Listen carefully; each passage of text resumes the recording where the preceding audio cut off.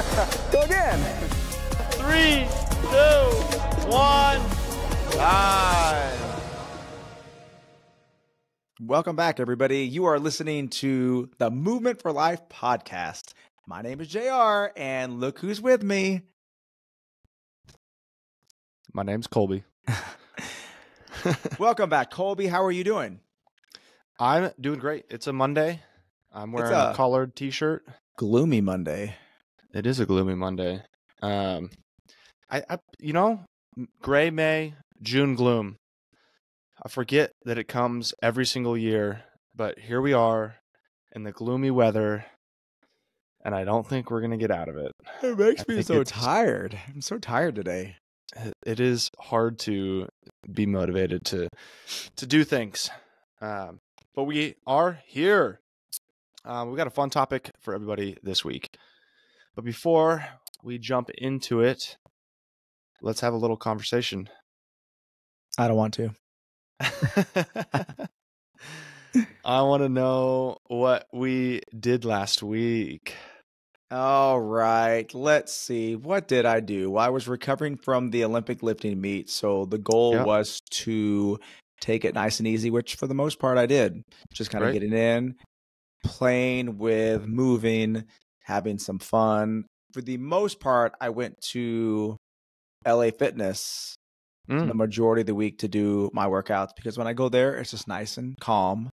I get to kind of just play with some traditional bodybuilding type movements and not push myself too hard. But I will say last Monday, I pushed myself way too hard. And when I'm talking way too hard, it was, I may not be able to coach as a result, because I was so effed up after that workout. And wasn't even that. We did Amanda. Okay, guys, like Amanda is 5 rounds of 20 pull-ups, 30 push-ups, 40 sit-ups, 50 air squats.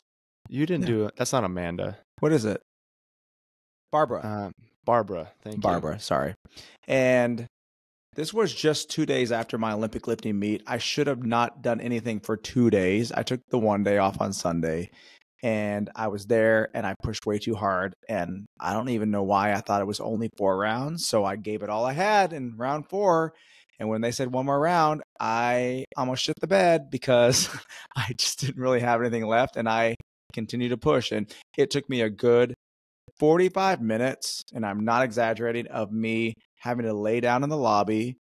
I was like in the bathroom dry heaving. I was outside dry heaving. I eventually think Mike and Ike's candy brought me through it. Like I remembered, I have some sugar in my car. Don't ask why I have Mike and Ike's in my car. What's another podcast? And that actually, I think that sugar really helped me to finally, man, it was bad. That was a really, rough workout. Bad. And you, I thought I was dying, and you crushed me by several minutes. That's right. I really did. I thought, that was a really rough workout for me. And then, so you didn't, I gotta, when you work out at LA Fitness, do you work out by yourself? Yep. Wow. I would not do that. I love it. Well, here's the deal. I work at 3 different gyms. I'm here, Oxnard Movement. I'm at Horsepower, and I'm at Moore Park, Crosstown. And when I work out of those places, most of the time, if I'm not doing class, I'm doing like an open gym or something, but there's always people around, and it's hard for me to concentrate because I want to talk to people. Like all my friends are all the places. So it can sometimes be distracting unless I'm like in there for like, I only have a minute. This is our plan. We're doing it together. Let's go.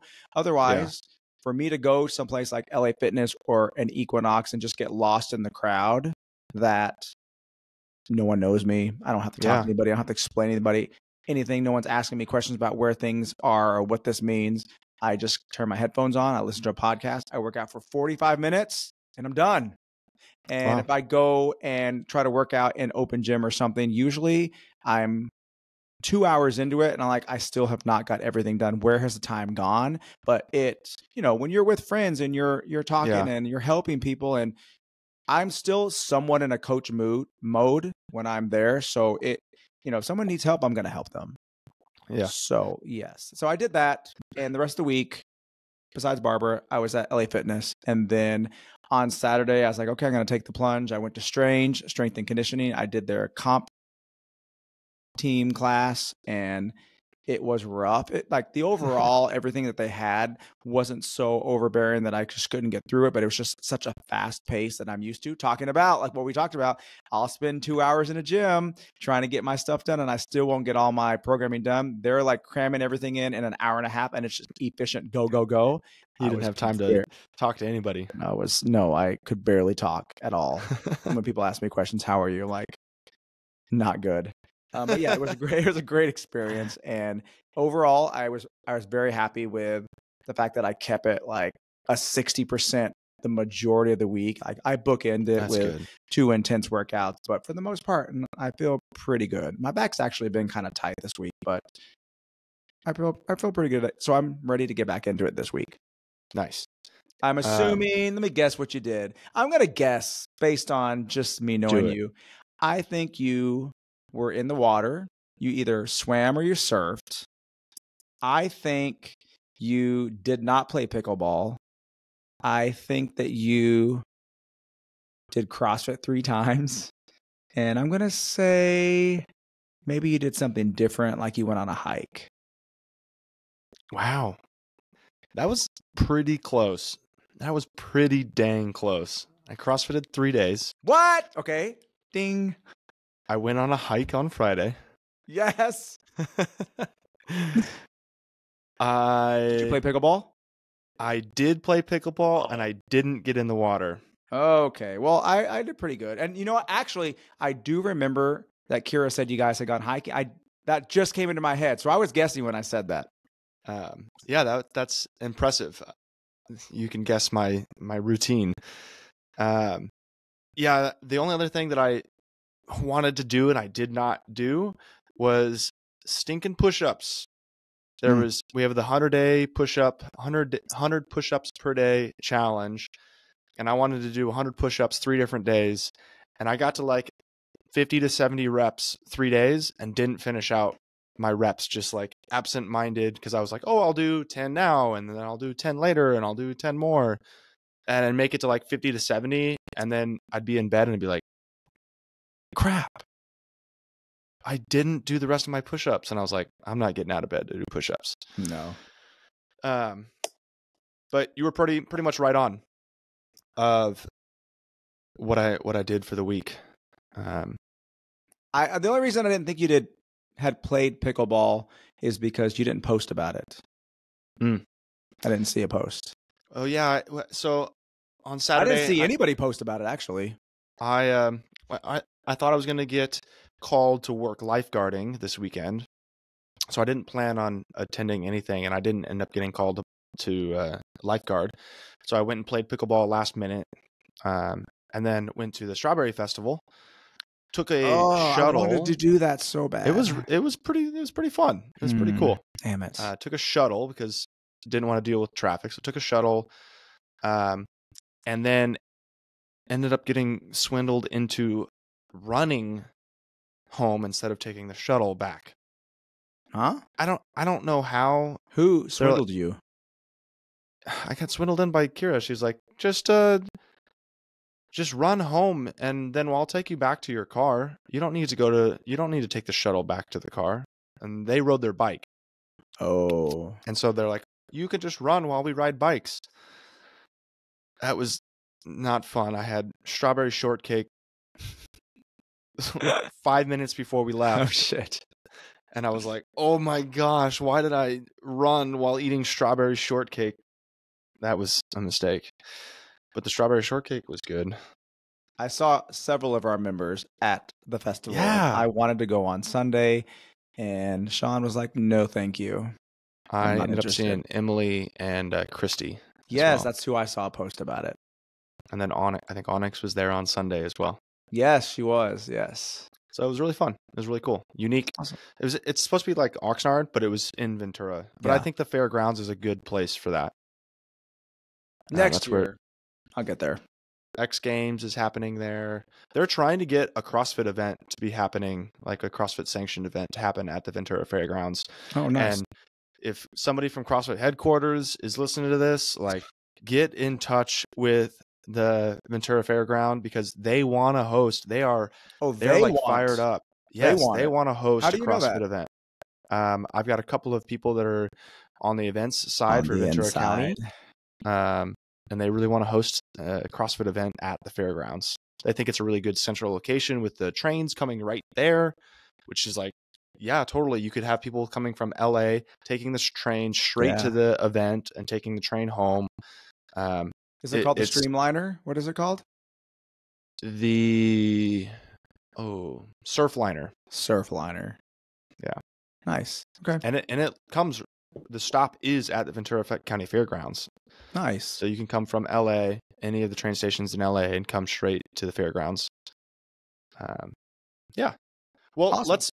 let's dive into a fun topic today. What are we talking about today? Today we're going to be talking about self-monitoring our food, our workouts, and how it creates parallels in not only our fitness level, how we can see the benefits, but we're going to draw parallels to other things in our life where we do the same thing, where we monitor like money and other things, and how that creates success. So why wouldn't it create success if we did that with our fitness? What's up? Tell me about it. What, for those who might not know what self-monitoring is, can you give us a layman terms of what you mean by self-monitoring? Keeping track of what you do, either Bam. with a class management app.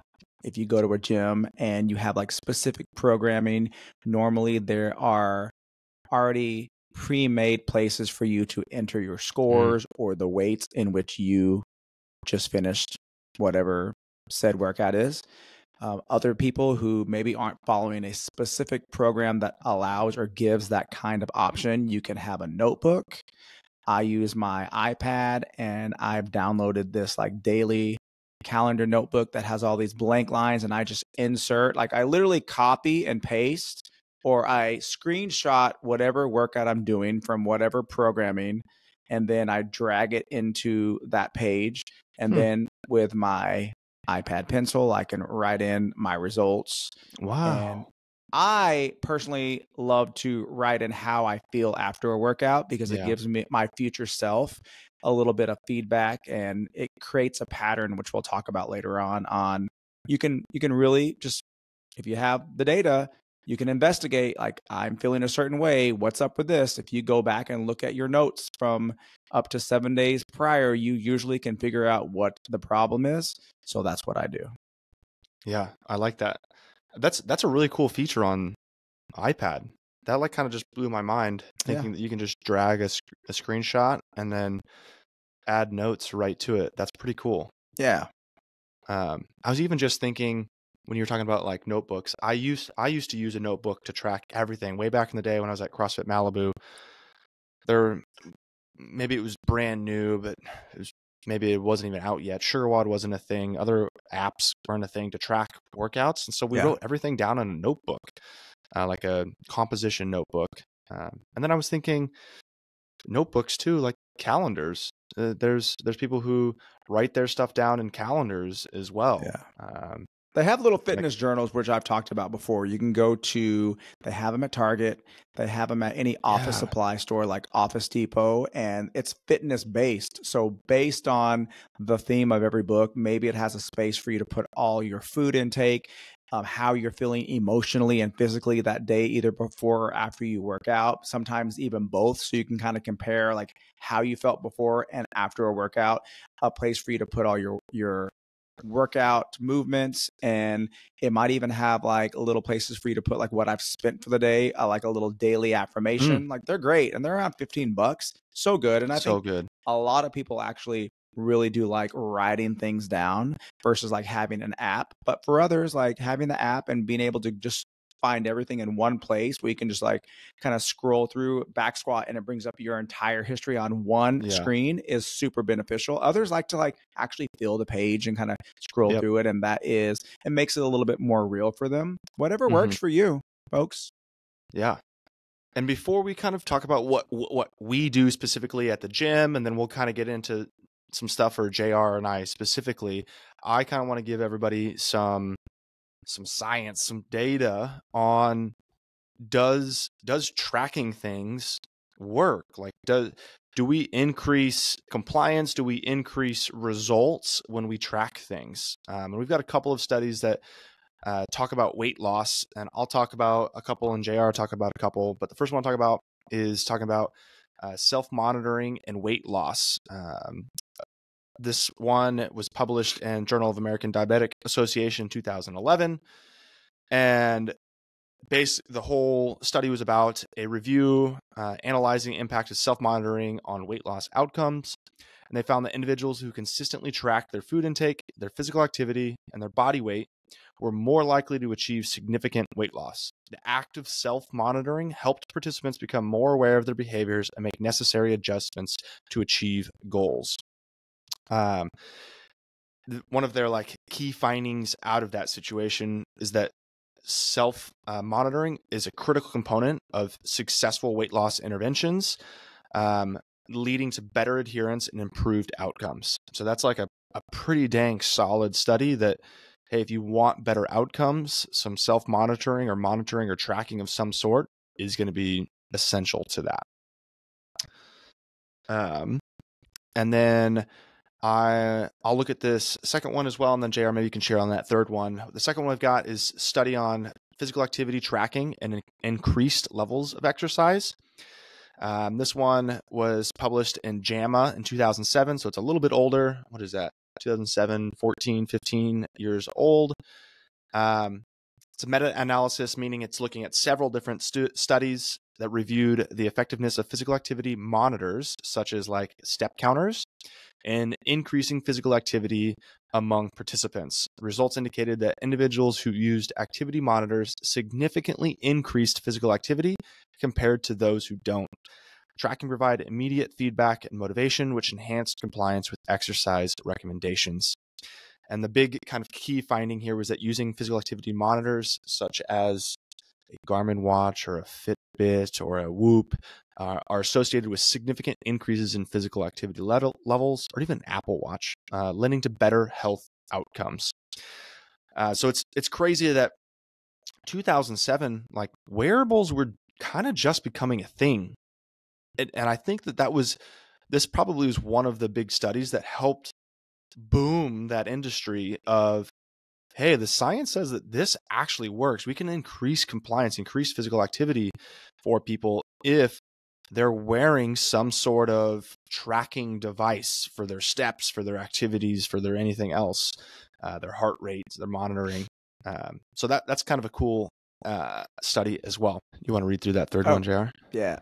All right. And this next article is one of those things that we talked about earlier that we're comparing now, how tracking things that we do, that we put in our body, draws parallels in other parts. So this one, it was published in 2007, Diabetes Care, and this study investigated the relationship between self-monitoring of blood glucose and glycemic.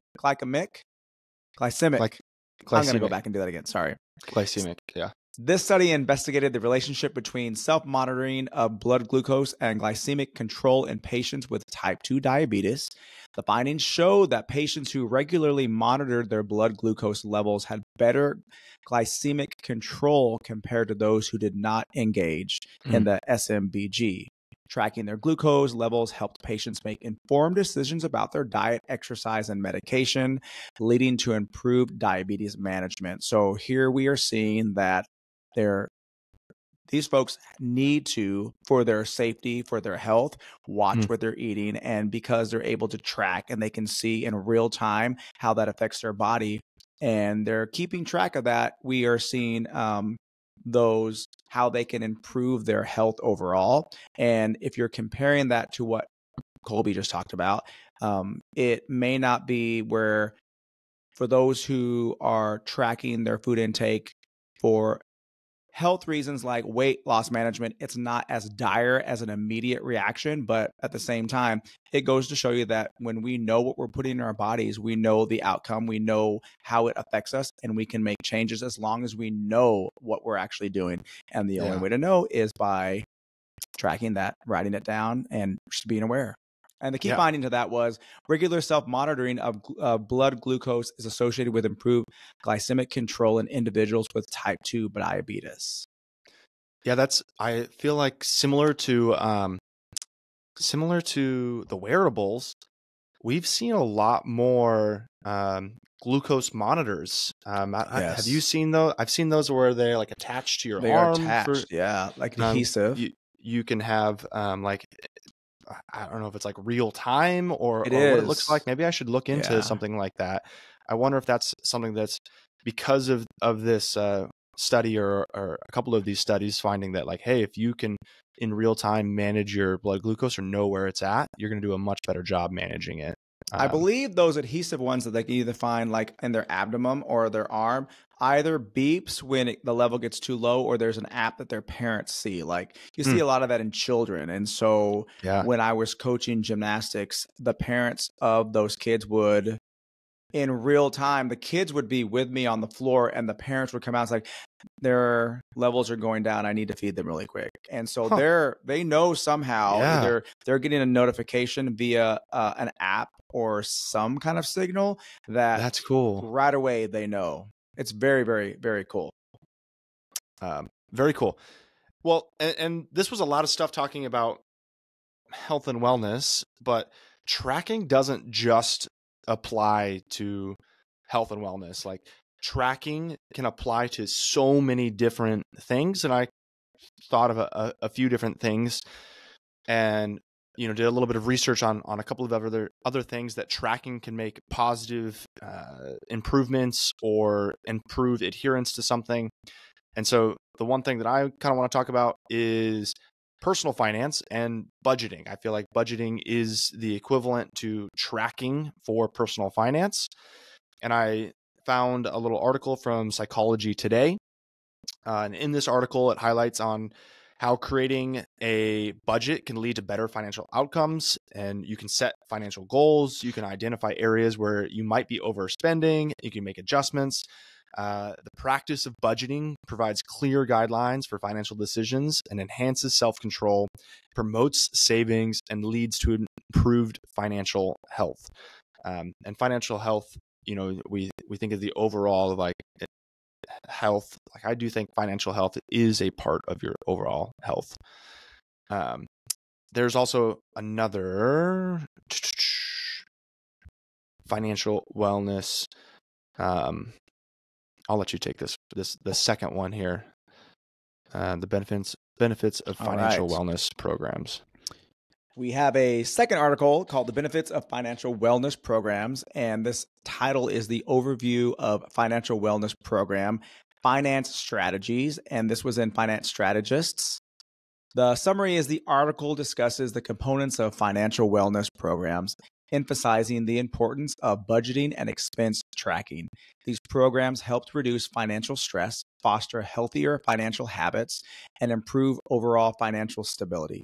By tracking income and expenses, these individuals can achieve better financial outcomes and reduce unnecessary spending, which I know nothing about. I think we all have a little bit of experience with some unnecessary spending. I mean, there's obviously parallels with all of these things where it just comes down to knowing what you're doing with said subject. If I don't know where my time's going, I don't know where my budget's going, I don't know what I'm putting in my body, my mouth, then you are at a loss and you are then scrounging to figure out, well, what is the problem? Why don't I ever have any money? Why don't I ever have any time? Like your friend last week on the podcast talked about budgeting his time. That was crazy. It all comes around to just taking a moment to step back and write out, this is how much money, how many macros, how much time I have to do whatever I need to get done, and kind of laying out a plan. And we can like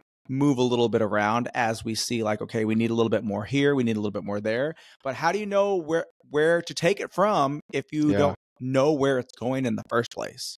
Yeah, I think that, and the more that I think about this, potentially the planning aspect, the tracking aspect of your life, I think barring hyper focusing on it, because if you hyper focus on it, like it probably is not going to lead to better outcomes. It might lead to poorer outcomes. But I think that this is like a extremely important tool that really effective people, like highly performing people, are probably utilizing something like this, like in all different aspects of your life. Like when you were listing like the different areas, I'm like, you know what?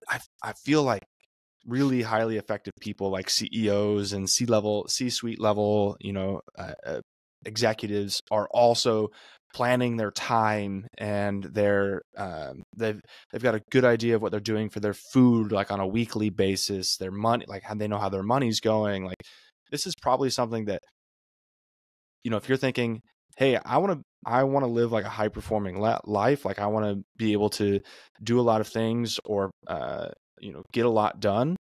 Planning is probably a very underrated tool for the everyday person, right? Like probably at the executive level, they're like, you can't be here without having that tool. Right. But for the rest of us, like if you're not like that C-level suite, but you're like, hey, I think I could probably improve my life by tracking some things, it's probably true.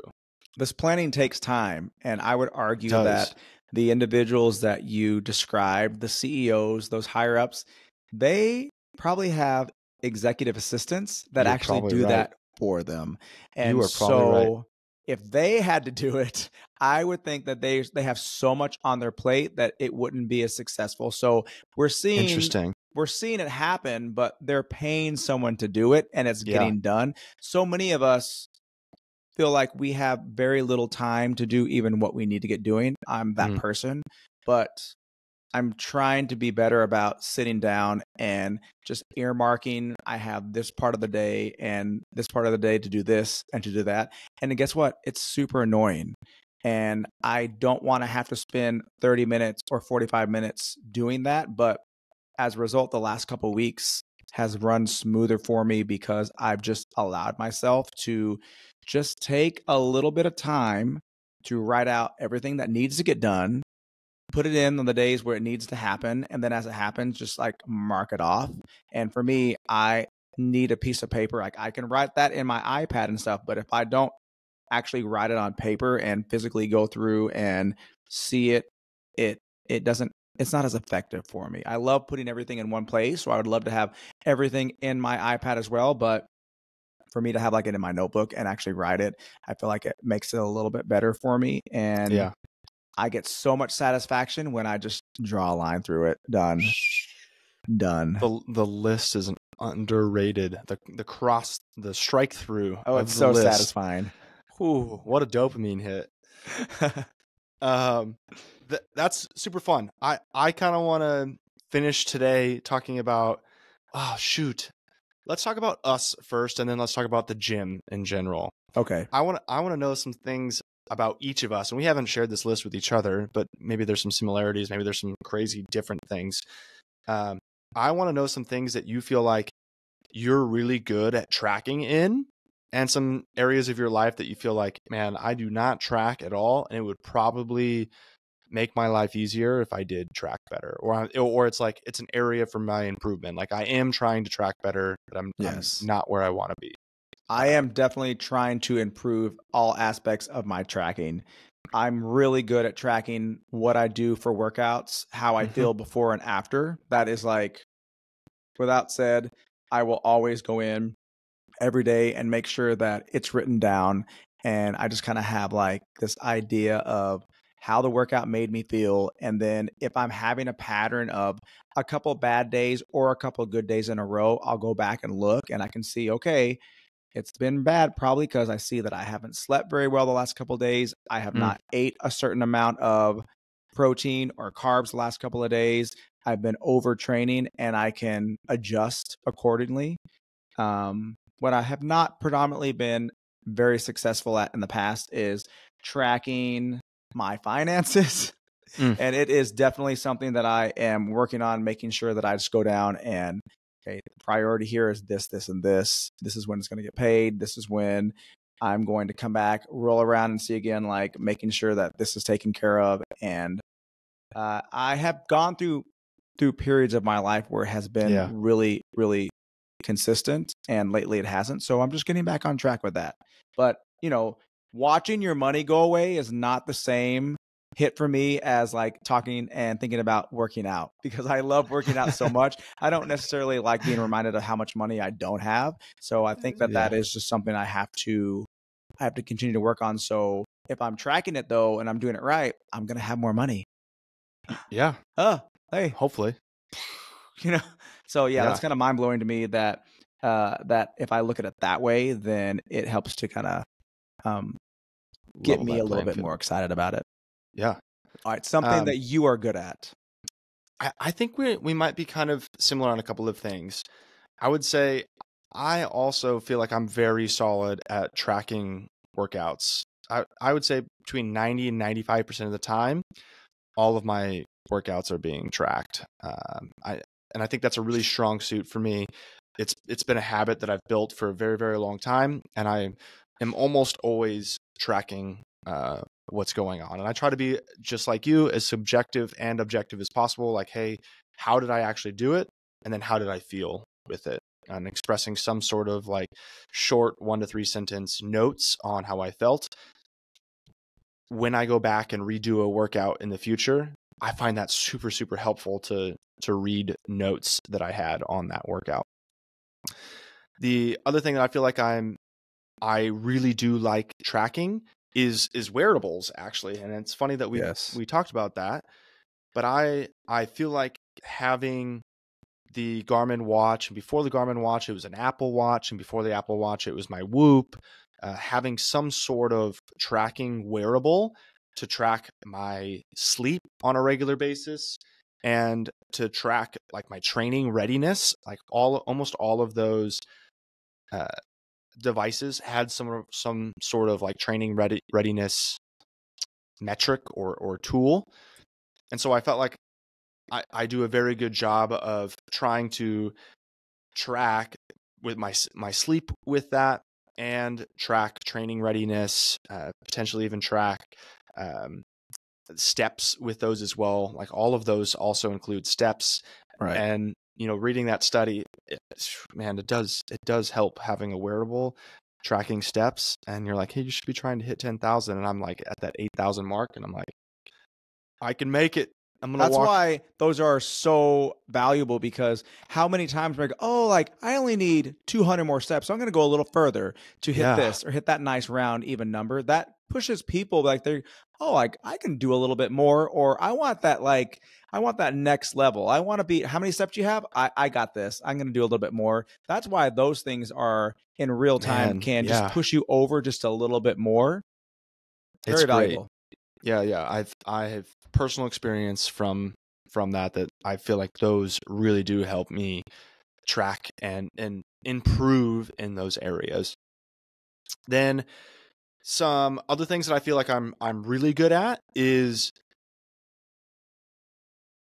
reporting and budgeting for the business. Every single month I look through a lot, like a ton of metrics for the business, and I track a ton of different things for the business for Oxnard Movement, as far as, how much money came in, how much we spent on any category, like all of the money that came out. I'm also looking at like how many people inquired about the gym, how many people signed up to do an intro session, how many people signed up to get started, how many people dropped memberships, why did people drop memberships, how many people did we have some sort of touch-based communication with on a monthly basis. I've got so many different metrics that I'm measuring on a monthly basis that I feel like I do a really, really good job when it comes to business budgeting and metrics. Now, some things that I feel like I do not do so hot at is my nutrition tracking. For personally, I feel like my nutrition tracking is probably one of the lowest on, and probably one of the areas that I could have the most improvement for optimizing performance.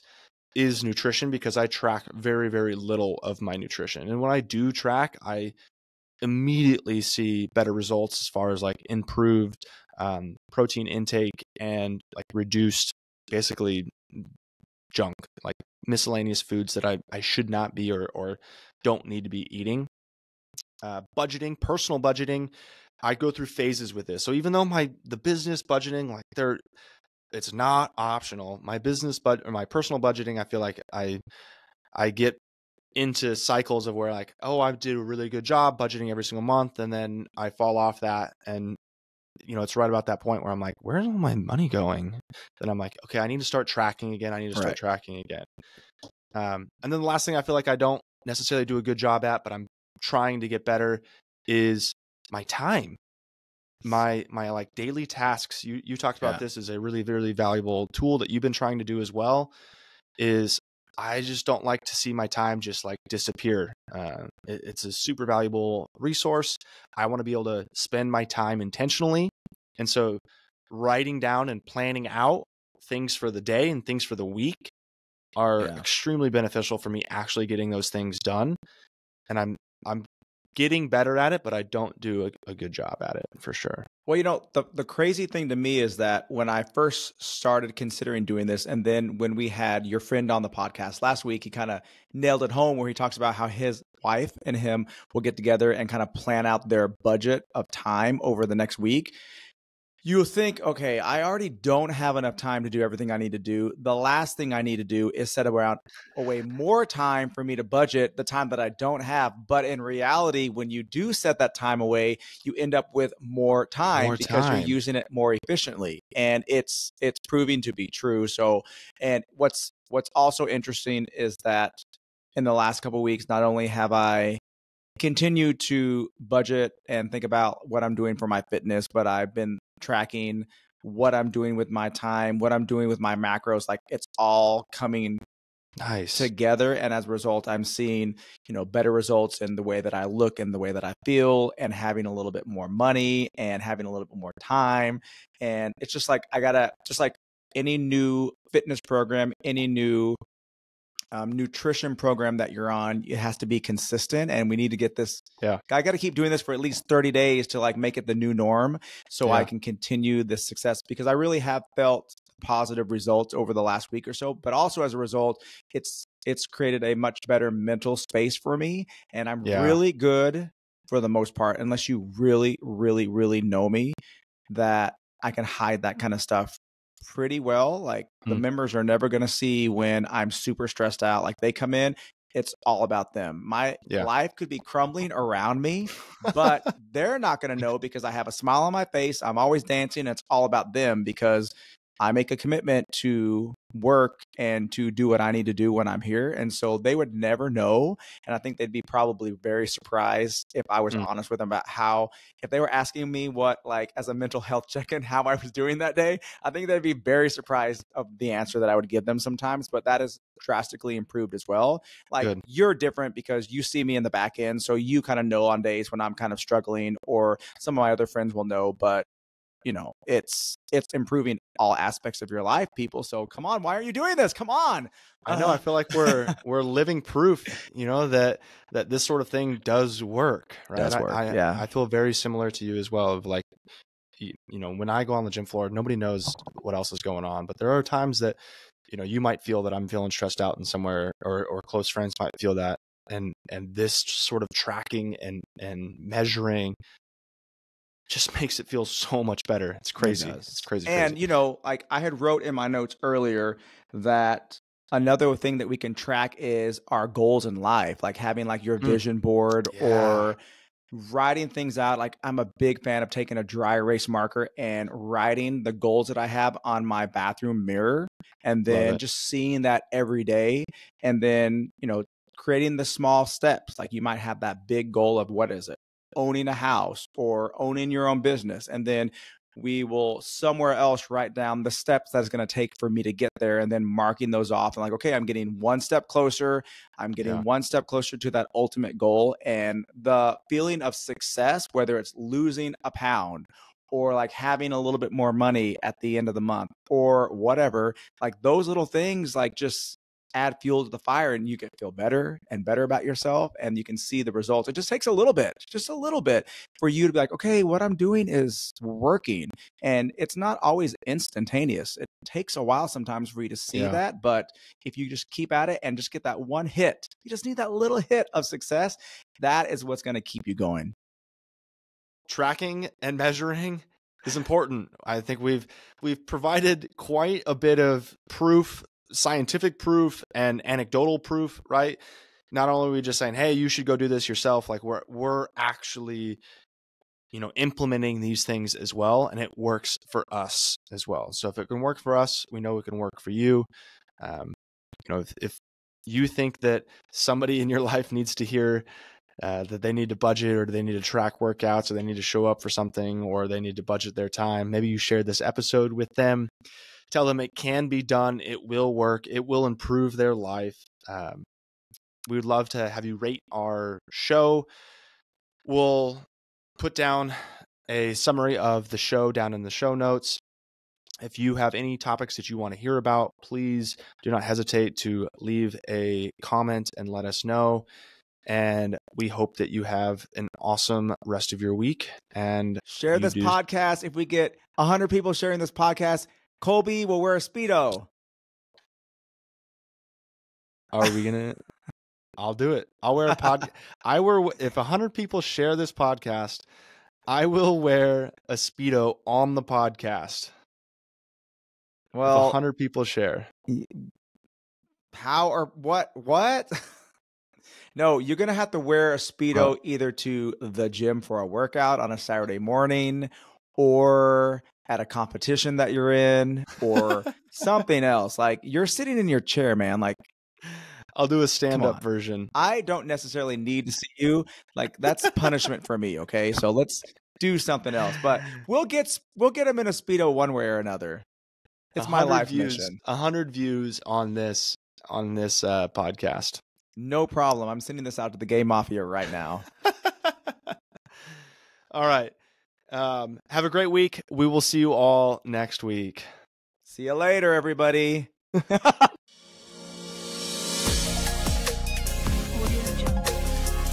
Emmanuel, that was so good. Go again.